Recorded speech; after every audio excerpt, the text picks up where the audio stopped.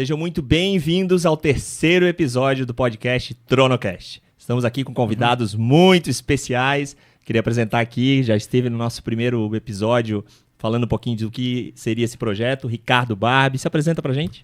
Olá, galera. Meu nome é Ricardo Barbi dos Santos. Barbi, não Barbier, porque não tem nome de boneca, ok? É um prazer estar aqui de novo, principalmente com o nosso convidado especial hoje, um missiólogo aí, veio falar pra gente sobre missões. Não, antes de apresentá-lo, acho que eu vou apresentar os livros, né? Porque eu peguei alguns que eu tinha na minha prateleira e não são poucos. Pô, é que a gente não combinou, porque eu tenho mais alguns também. Metade é igual aí. Se a gente juntasse os livros, a gente não ia aparecer aqui na imagem, tenho certeza disso, né? Esse cara escreve. Escreve muito. Já faz um tempinho, porque essa carinha, ele tem a carinha de 30 anos, mas ele tem um pouquinho mais. Ó, primeiro livro que aqui eu já peguei, e foi um livro que até os homens estudaram há pouco tempo, né, Ricardo? Participou desse projeto com a gente. Trabalho, Descanso e Dinheiro, de Timóteo Carriquer. Esse é o nosso convidado. Além disso, ó, eu já tenho aqui até autografado, e quando eu pedi para ele autografar, eu pedi para ele escrever só Deco, não Nana. Ele escreveu Deco só. Deco só, tá escrito aqui. Forte abraço do amigo Timóteo. E aí esse foi o segundo volume, e o primeiro volume recém-lançado, o segundo volume, né, pela editora Esperança, do nosso amigo Guilherme. Então vamos apresentá-lo, Netinho. Muito obrigado aí pelo convite, né, por ter aceito o nosso convite e compartilhar com a gente um pouquinho da tua jornada de missões. É uma alegria muito grande estar com vocês aqui nesse dia, né? E para Deco Só, né? Para Ricardo Só, é uma alegria estar com vocês. Então, a minha jornada começou muito cedo, assim, né? Meu avô foi um pastor e, como criança, a gente frequentava a igreja dele, uma igreja pequena. Ele foi o meu ídolo, né? O avô, porque ele era muito aventureiro. Aliás, muita coisa que eu sou hoje, eu sou por causa dele. Ele pregava de modo muito simples e, como criança, né, 4, 5, 6 anos, a gente acreditava naquilo que ele falava, né? Me lembro uma vez que ele falou, né, que a gente pode pedir em oração qualquer coisa e Deus responde. E eu simplesmente acreditei e comecei uma vida de oração, né? Me lembro que ele sempre foi um pouco esquisito para mim, né? À medida que eu fui crescendo, né? Entrando na adolescência, entrava no carro dele, ele cantava hinos, achava tão, assim, pacata, né? Isso. Mas hoje, olhando para trás, eu vi o grande homem que foi, a influência que ele teve na minha vida, né? Então, isso. Tim, para o povo saber, qual é o teu país de origem? Eu sou estadunidense. Sabe que bicho é este? Mais conhecido como americano. Isso, mas todos nós somos americanos, né? Eu estava nesse papo ontem com a minha filha. Ela tem 9 anos, eu falei, filha, americano todo mundo mas os Estados Unidos apoderou da palavra e no mundo inteiro se fala americano. Eu não sei se apoderou ou se sei lá, né? Mas de fato, né? É isso mesmo. Mas hoje eu sou brasileiro. Aliás, eu me virei brasileiro aqui mesmo em Florianópolis, em 2002. Fui fazer a aplicação, né, para isso em Campinas, São Paulo, antes de chegar aqui, e levou 2 anos para acontecer. Me lembro que foi na Polícia Federal e, para adiantar o processo, ele olhou para mim e viu qual era o pedido, né, de cidadania brasileira. Ele olhou para mim e disse: "Você tem certeza que você quer fazer isso?" E então aconteceu. Hoje eu sou brasileiro. Quantos anos no Brasil, Tim, desde que... Este ano vou fazer 46 anos aqui no Brasil. 46 anos. Uma caminhada. É mais do que a minha idade. Que ano você chegou no Brasil? Eu cheguei em 1980. Cheguei no Brasil em 1980. Estou por aqui desde essa época, mais ou menos. Cheguei um pouco menos de tempo. Eu cheguei em 77. Legal. Mas, Tim, como é que foi essa vinda para o Brasil, né? O que te trouxe ao Brasil? Olha, eu falei do meu avô, né? Mas, a bem da verdade, passei por um período de adolescência, de rebeldia, acho que como todo mundo, né? E uma longa história, mas eu tive um encontro bem forte, bem pessoal com Jesus nas montanhas de Carolina do Norte, lá no meu penúltimo ano de colégio. E começou uma caminhada. E parte dessa caminhada, quando cheguei na universidade, logo em seguida, né?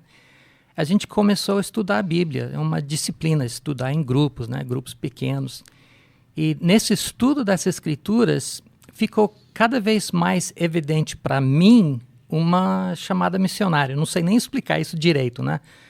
Mas Deus falou ao meu coração e eu percebi também no discipulado a importância disso. Acho que ficou bem concreto no meu penúltimo ano de faculdade, quando fui convidado para ir para Haiti, numa incumbência de escrever um folheto sobre pobreza no Haiti. Pelo menos isso foi a pretensão, né, da igreja. A bem da verdade, quem me convidou sabia dessa vocação em crescimento da minha parte e queria que eu tivesse essa experiência. E voltei daquela viagem, ficou 3 dias só, pensando que eu não podia permanecer nos Estados Unidos, sabendo que existiam lugares assim, né? Então, daí começou uma caminhada de preparo e foi para o seminário. Isso aí, o seminário ainda nos Estados Unidos, né? Isso, na verdade, nos Estados Unidos, o seminário exige um bacharel antes. Então, eu estava fazendo a faculdade na Universidade de Carolina do Norte, na área de ciências da religião. Comecei na biologia, passei para a ciência da religião. Deus me incomodou, né? E depois eu fui para o seminário, e durante o seminário que eu estava me preparando para ir para Haiti. Aí Deus fechou as portas. E aí o Haiti virou Brasil, foi isso? É que durante o seminário a gente recebeu visitas de pessoas do mundo inteiro, e uma visita foi um missionário do Brasil. E isso, o que ele contou, ele trabalhou na Amazônia, né? Me tocou bastante, só que eu pensei, era meio racional, né? Pensei, não, Deus está me chamando para Haiti, mas aquilo ficou como segunda opção. Então, quando chegou a hora de vir, e eu me apresentei para a igreja falou, olha, nós não temos vagas no Haiti, temos na Coreia do Sul, no Congo hoje, né? Naquela época era Zaire, e no Brasil. E daí eu falei, então me manda para o Brasil. Aí que eu entrei em parafuso. Entrei em parafuso porque eu pensei, cara, não pode ser assim. Uma vocação missionária tem que ser mais espiritual, mais dinâmica. Não pode ser assim... Não tem vaga, eu vou para ali. Parece muito racional, muito mecânico, né? E eu entrei em crise, comecei a fazer longas caminhadas no mato, conversando com Deus, pedindo alguma revelação. E Deus quieto comigo, né? Passaram meses, acho que uns 4, 5 meses. E um dia caiu a ficha. Eu só posso descrever assim. Caiu a ficha. O justo deverá viver pela fé. Então confia em Deus. Aí eu pensei, cara, mas estou confiando a minha vida inteira, né? E aí ficou muito forte, confia em Deus. Aí eu disse, então tá, então eu vou. E... fiz todo o preparo, passei pelos cursos que eles fazem, os exames, etc. Cheguei no Brasil num sábado, depois do Dia de Ações de Graça, 1977. Fui jantar na casa de missionários que nos hospedaram, eu e um outro missionário solteiro, que cheguei aqui solteiro. Nos levaram para a igreja no dia seguinte, meu primeiro dia cheio no Brasil, domingo de manhã, e vi uma moça na escada da igreja, que se chama Marta, né? Aí começou um romance e nunca mais duvidei a chamada missionária. No primeiro dia no Brasil. No primeiro dia. Primeiro dia que ele foi à igreja no Brasil, encontrou Marta. Marta, esposa do Tim. Uma mulher muito abençoada. Inclusive um convite aqui para Marta participar com a gente também. Tem muito a acrescentar, muito a compartilhar. Com certeza, com certeza. Marta tem sido uma grande bênção, né? Demorou um pouquinho, mas não demorou muito não. Logo em seguida, acho que passou um mês, a gente já estava namorando, né? Também eu senti meio assim, cara, mas chamada missionário para namorar, eu acho que a coisa não cola, né? Acho que não é assim que... Não me lembro de nada na Bíblia assim, desse jeito, né? Mas foi uma coisa muito forte, ficou muito evidente nas nossas vidas. Um ano depois a gente casou e daí começamos a nossa caminhada juntos aqui no Brasil. Legal, Tim, o médio, né, que eu acompanho a tua vida da Marta, a Marta é uma parceira tua no ministério, né? Com certeza, sempre foi. A Marta, na verdade, estava muito envolvida em ministério antes de me conhecer. Ela, aliás, na época que eu conheci ela era o líder da mocidade e de um conjunto que ia nas congregações da igreja dela. A igreja dela teve umas 10 congregações. Era uma igreja muito missionária lá em Campinas, São Paulo. E ela levava esse conjunto e cantava, evangelizava. Ela também participava num grupo bem conhecido naquela época, né? Ainda conhecido por alguns, Vencedores por Cristo. Cantava, compunha algumas músicas que são cantadas até hoje. Então, Marta era muito envolvida antes de me conhecer.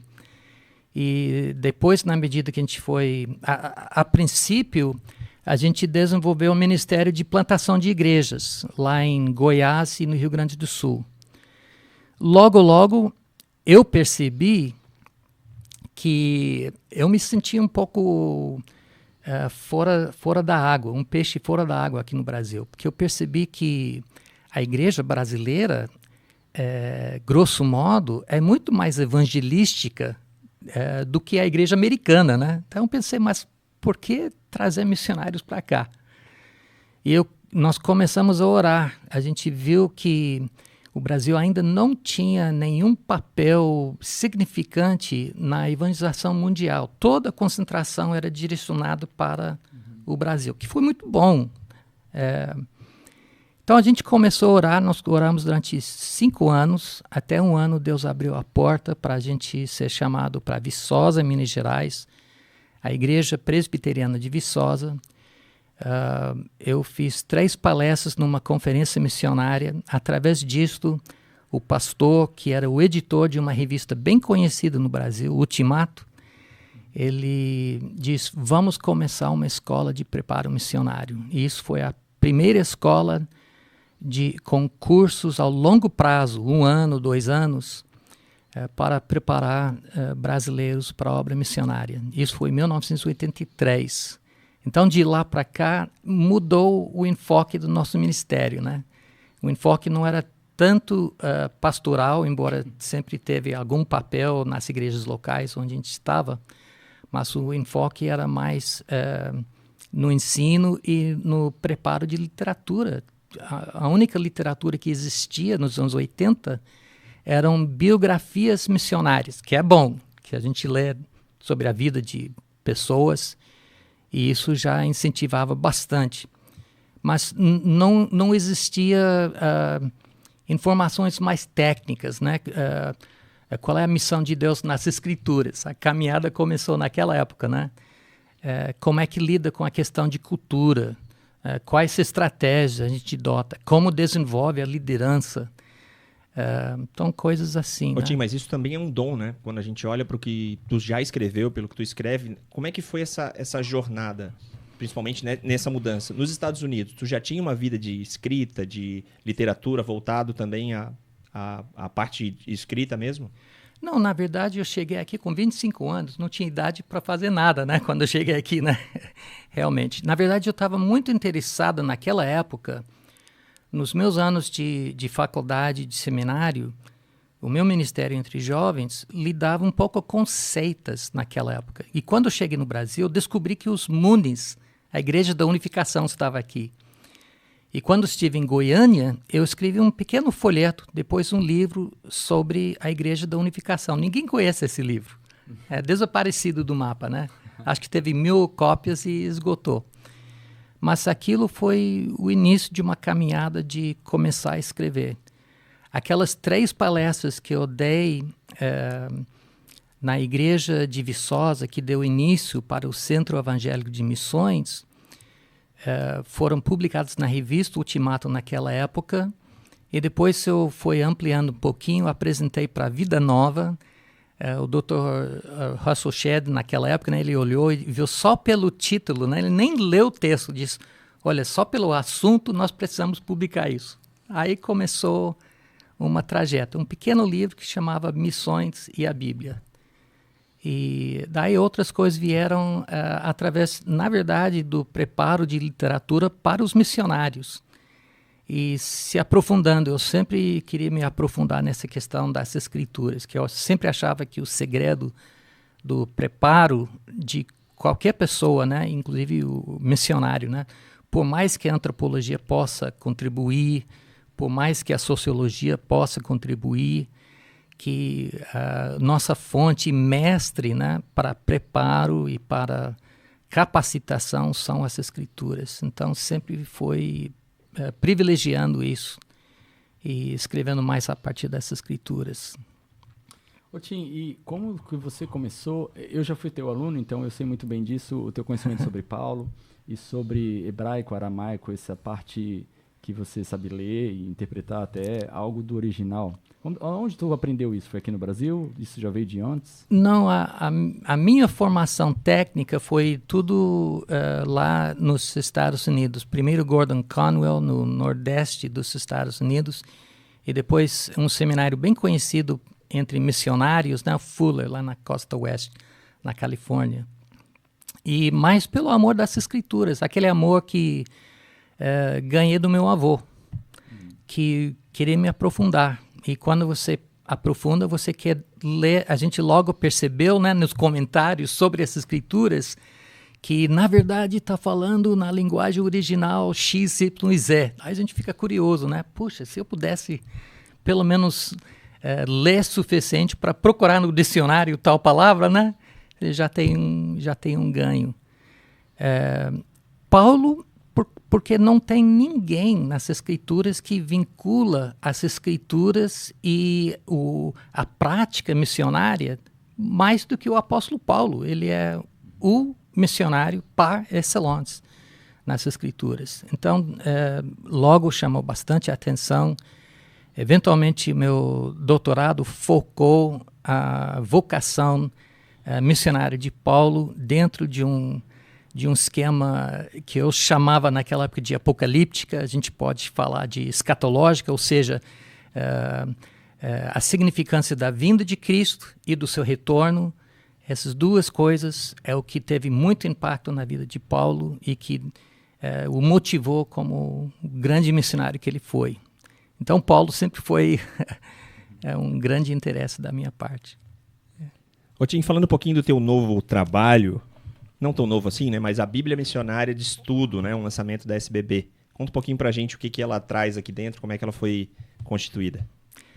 Olha, a Bíblia Missionária de Estudo nasceu de um telefonema que eu recebi no final de 2007, de um amigo, um jovem que eu tinha conhecido numa conferência missionária nos anos 80, lá em Jundiaí, perto de Campinas, São Paulo.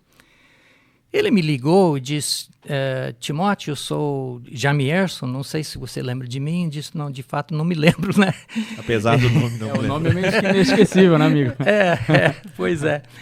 Mas eu sou o editor da Bíblia Apologética. Aí falei sem pensar, né? Às vezes a gente fala besteira, né? E eu falei sem pensar, disse, pô, mas essa é a pior Bíblia de estudo que eu conheço. Aí houve silêncio lá do outro lado do telefone, né? E... Essa é uma sinceridade americana. Né? Daí eu pensei, cara, por que eu falei isso? Como é que eu posso corrigir isso, né? Não tem como corrigir, né? E ele, então, respondeu, não, mas de fato essa é uma Bíblia que tem defeito, que a gente pode melhorar. Aí ele, assim, mudou de assunto e disse, mas eu estou te ligando para fazer uma proposta. Ele disse, eu tive uma visão, faz uns 5, 6, 7 anos antes, acho que foi em 2000, 2001, de uma Bíblia com a temática da missão de Deus. Cara, aquilo me caiu assim na hora. Pensei, mas é claro, né? Uma Bíblia de estudo que vai enfatizar o propósito, o projeto de Deus, o plano de Deus para o mundo, essa razão que ele escreveu, que ele nos deu essas escrituras. Se a gente pudesse explicitar isso um pouco mais, né? Isso seria maravilhoso. E ele me convidou naquela época, eu acho que era a segunda, terceira opção, né? Porque já tinha várias, que ele já estava com a ideia um tempo e ninguém conseguia avançar. Eu já tinha escrito nessa época uns 3 ou 4 livros sobre o assunto, mas nunca me ocorreu fazer uma Bíblia de estudo. Aí a gente começou o projeto em 2007. levamos 7 anos, foi concluído em 2014. Convidamos outras pessoas no Brasil, na área bíblica, na área missiológica, que é o estudo da missão de Deus, para fazer essa produção. E nasceu esse bebê. Eu já tenho. Eu já tenho, Tim. Não, muito legal esse trabalho, né? E quais são os objetivos de vocês com esse material? Tem uma proposta de divulgação? Ele já tem sido usado no estudo, no ensino? Como que está esse processo? Olha, a intenção da Bíblia, assim, o nome Bíblia Missionária pode levar a um certo engano, né? Pode levar a pessoa a pensar que é uma Bíblia para missionários. Mas não é uma Bíblia que se destina apenas a missionários. O que a gente quis dizer é que a Bíblia em si tem um papel missionário, né? E ele tem esse papel para a inclusão de todos aqueles que leem. Logo, não é só para missionários institucionais, é para todo discípulo de Cristo Jesus que quer fazer uma diferença no mundo, como vocês estão fazendo aqui com um podcast, né? É uma missão, faz parte do plano de Deus. Cada um fazemos parte, nem que fosse pequenininho, né? No tempo e no espaço. Então a gente queria ressaltar isso e logo é para toda a Igreja de Deus. Já passou, essa edição foi feita em 2014, em 2017 traduzimos ela para castelhano, acrescentamos mais reflexões de lideranças missionárias do mundo hispânico na América Latina em 2017. E hoje nós fizemos mais 2 edições que não foram publicadas. Uma segunda edição em português, que inclui as novas acréscimos da versão em castelhano e novos acréscimos, muitos novos acréscimos de uma versão nova que nós fizemos que ainda não foi lançado em inglês.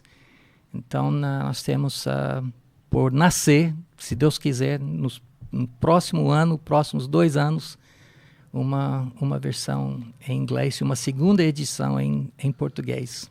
Ô Tim, para quem não sabe o que é uma Bíblia de estudo, né? Porque todo mundo no mundo, pelo menos ocidental, que conhece o nome de Jesus, sabe o que é a Bíblia. Mas qual é a diferença de uma Bíblia de estudo? Né? A gente está falando aqui missionário, o que ela tem de diferente aí dentro de uma Bíblia comum, né? Olha, eu sei que não vai poder enxergar muita coisa, mas aqui... Tem que virar esse microfone, né? Aqui você tem o texto em preto, não sei se dá para enxergar isso. E as notas, é difícil enxergar, as notas em azul. Isso é muito importante. A gente fez questão de deixar claro, a Bíblia é a parte preto. Isso é inspirado por Deus. A parte azul são nossas pequenas tentativas de dizer alguma coisa a respeito para ajudar a entender isso. Essa é uma Bíblia de estudo, é uma Bíblia que tem notas e que tem o objetivo de ajudar a gente a entender o texto.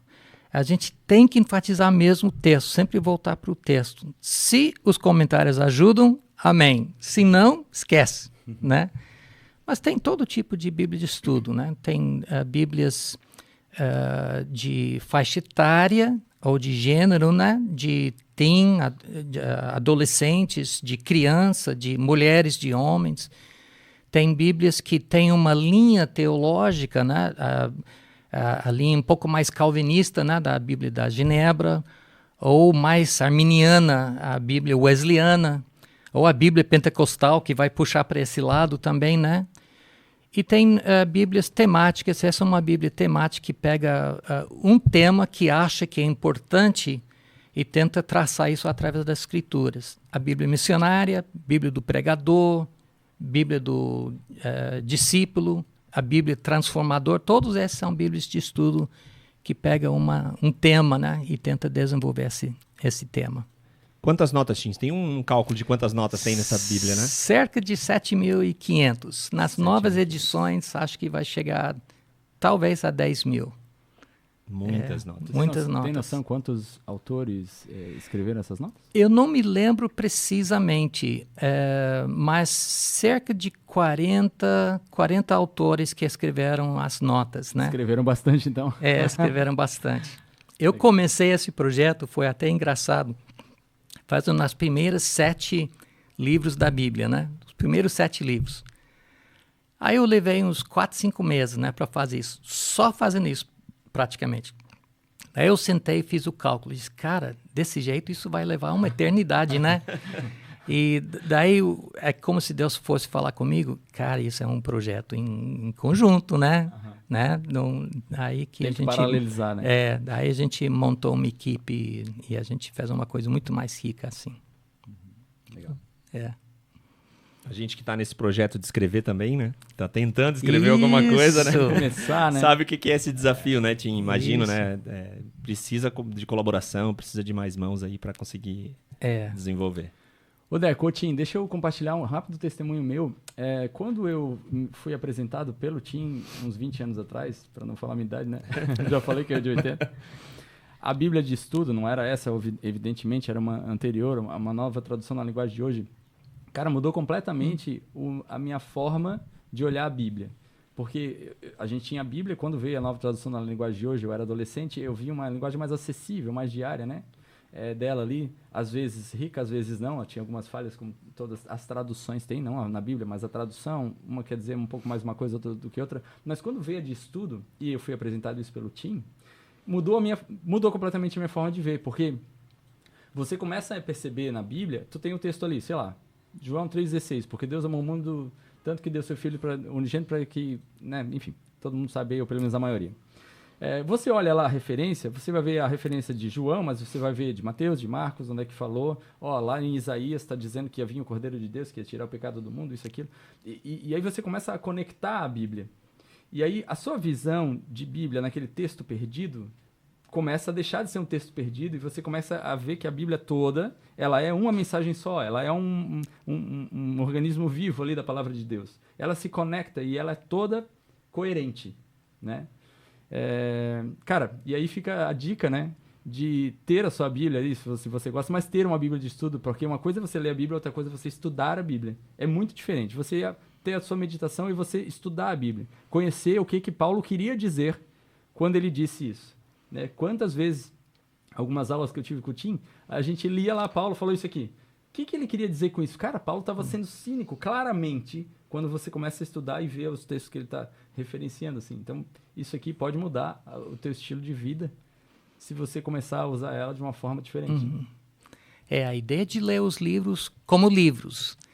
E esse já é um grande desafio, porque a maioria de nós, a gente lê a Bíblia, assim, versículo por versículo, né? Meio assim, né? E Deus com certeza fala conosco da maneira que a gente o procura, né? Não tem dúvida nenhuma.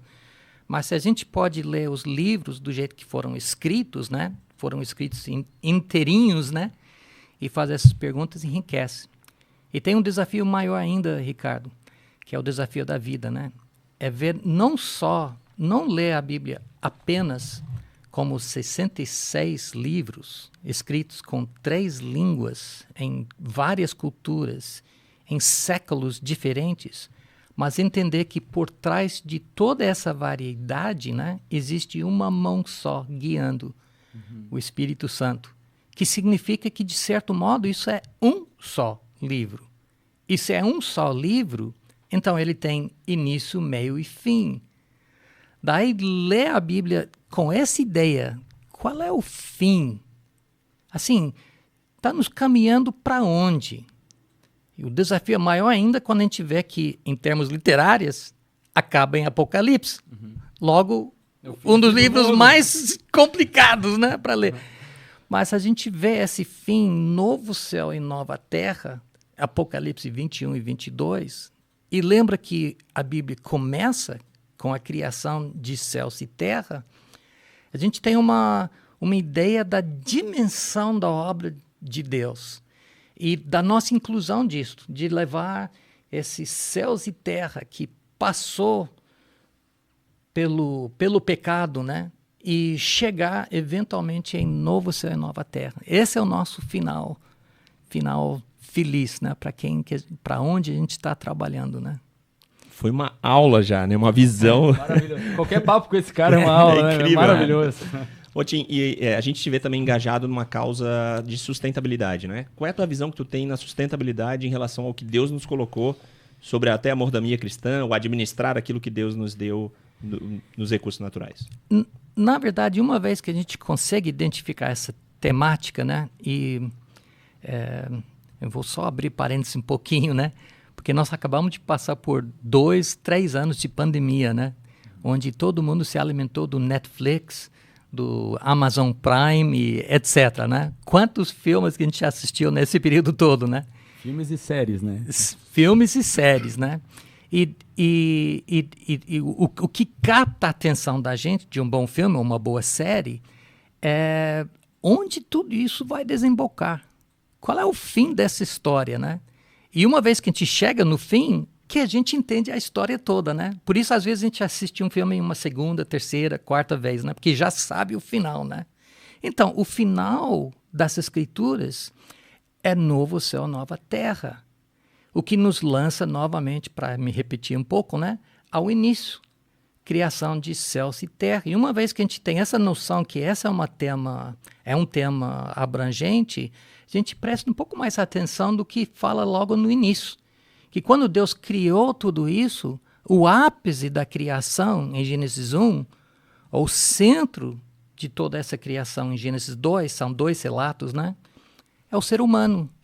O ser humano que é criado à imagem e à semelhança de Deus. Nós temos alguma coisa de Deus em nós. E essa coisa que nós temos de Deus em nós é a ordem e incumbência de cuidar da criação, de sujeitar, dominar toda a criação em Gênesis 1, ou em Gênesis 2, os 2 verbos usados em Gênesis 2:15 é de guardar e cultivar o jardim, que na verdade é uma outra maneira de dizer a mesma coisa, né? Que cabe a nós cuidar disto. Então, de repente, a gente percebe que por mais importante que nós, seres humanos, somos no plano de Deus, que a gente às vezes pensa que tudo gira em torno da gente, que não, o plano de Deus é maior do que a própria gente, que leva até novo céu, nova terra. Então isso nos dá uma outra visão dessa questão de sustentabilidade, de cuidado da criação. Não é um assunto periférico, não é um assunto... é um assunto complexo, com certeza, né? Que envolve política, comércio, indústria, envolve muita coisa que a gente tem que se aprofundar, mas que tem a ver com nossa vocação aqui nessa planeta, porque agora eu vou falar uma coisa meio, sei lá, né? Como é que vai cair no podcast, né? Mas esse é o nosso destino, né? O céu vai descer aqui na terra e Deus vai ser Deus de todos os povos, em Apocalipse 21. Então, esse é o lar de Deus, né? Não um outro lugar além, mas é esse lugar resgatado, renovado. E nós temos tudo a ver com esse resgate.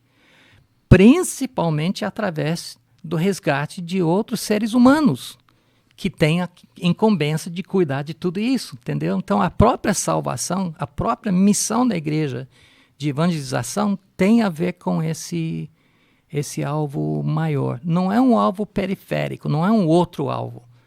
Faz tudo parte de uma só história, a grande história dessas escrituras. Quem sabe a gente conta essa história uma vez, num outro podcast. Vamos precisar de uns 5.